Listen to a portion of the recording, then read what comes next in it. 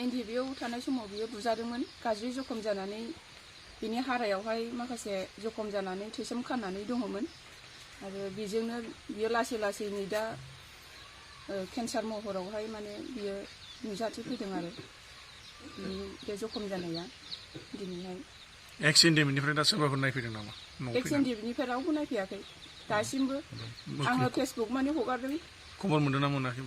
खबर मोनदों ना मोनाखै आं बेखौथ' बुंनो हाला जायखिजाया आङो फेसबुकआवहाय हगारदोंमोन आरो सोरबाफोर लोगोफोरा नायसनगोन खोमा होननानै नाथाय रावबो नायसनफैयाखै दिनैसिम। मा नाम मोनदों हजों थानाय समाव मा नाम मोनदों एनडिबिआव थानाय समाव बिनि नामा हास्थायमोन। आङो दुखु मोनदों आरो मोजां समाव लोगो दोगो बेहाय बयबो बेरायफैयो थांलाय फैलायोमोन नाथाय दिनै निदाननि समावहाय रावबो लोगोफ्रानो सिला गाफैयाखै आं बेखौ दुखु मोनदों आरो दानो बे निउसखौहाय नुनायजों लोगोसे गोबां बिनि लोगोफोरबा सोरबा अनसुलाफ्रा सोरबा थाइसे थाइनै मेडिकेलाव लांफिननो थाखाय अनसुंथाइ हरोबा आं जोबोद मोजां मोनगौमोन। सिगां समफोराव मा मावोमोन बिथाङा? एनडिबिआव बियो मोनसे समाव दंहैयोमोन आरो एनडिबिआवहाय ओमफ्राय बे समावनो बियो ट्रेनिं समायावहाय बियो बुजादोंनो कामान्डारफोरजों बुजानायावहाय माने बिखायावहाय खामि हारायाव शट मोननानै थानानै गोबाव समजों बियो थैसोम खानानै थानानै दिनैहाय माने बियो केन्सार महराव मास मोनब्रैनि बारा जाबाय। ओमफ्राय डाक्टारनावबो देखायबाय गोबां देखायबाय सारियालि लांदों बेनिफ्राय नाहरलगन लांदों आरो डिब्रुगड़ केन्सार हस्पिटालावबो लांदोंमोन ओमफ्राय डाक्टारा होनदों आरो 4 स्टेपाव थांबाय बिनि बेमारा होननानैहाय अपारेशननि खोथा बुंदों नामा? अपारेशननि खोथाखौ डाक्टारा बुंथ'वाखै आरो जेनेबा रेडिसन होनो खोन्थादोंमोन ओमफ्राय जोंहा फैसा गैयिनि लानानै फैफिननो गोनां जादों आरोना। अनसुंथाइफोर रावनिफ्रायबो मोनाखै नामा? अनसुंथाइथ' बिदिनो जेनेबा न'खरनि जाथिफोरा एसे एनै होदों ओमफ्राय गुबुननिफ्रायथ' जों मोननाय जायाखै। ओमफ्राय दा रायजोखौ मा खावलायनो लुगैगोन नामा अनसुंथाइफोरनि सायाव?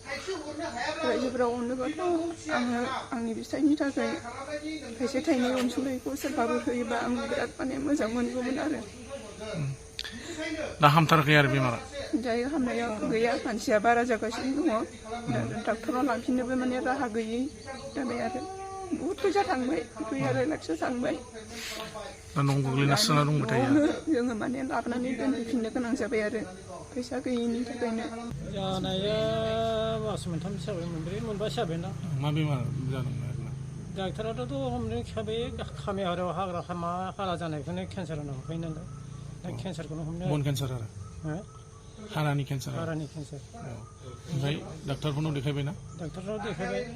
बबे डाक्टारनाव देखायनाय जागोन दासिम? फार्स्टआव जेकेआव लांदों जेकेनिफ्राय लांनानै थुमुरिबाव लांदों थुमुरिबाव लांनानै ओमफ्राय बै डिब्रुगड़आव माबा हमाबिटिकनि होफैदोंमोन बेबोथ' खामानि जायासै ओमफ्राय माबाखांनानै आरो डिब्रुगड़आवनो बै मा हस्पिटाल होनोथाय बेयाव लाना थांदों आरो ओमफ्राय दासिमबो हामाखै आरो? दासिमबो हामाखै।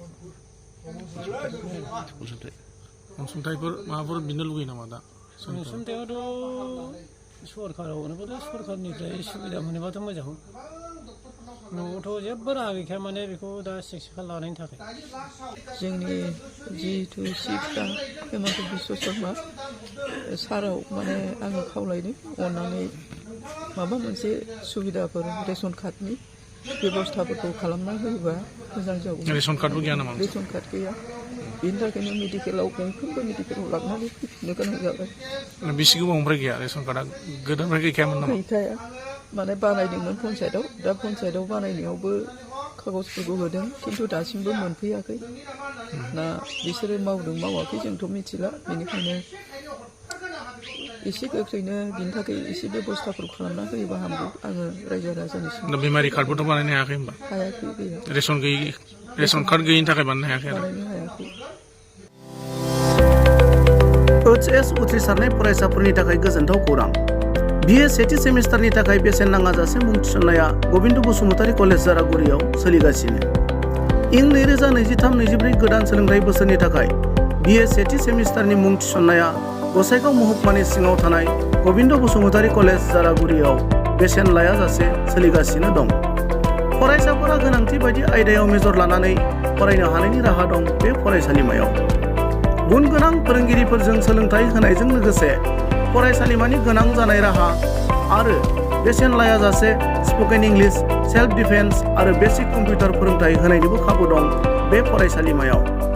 बेसेन नाङाजासे मुं थिसननो थाखाय 9706680878 एबा 700227199 आरो 700213174 जानबुं नम्बराव खौरां लाहरनो हागोन।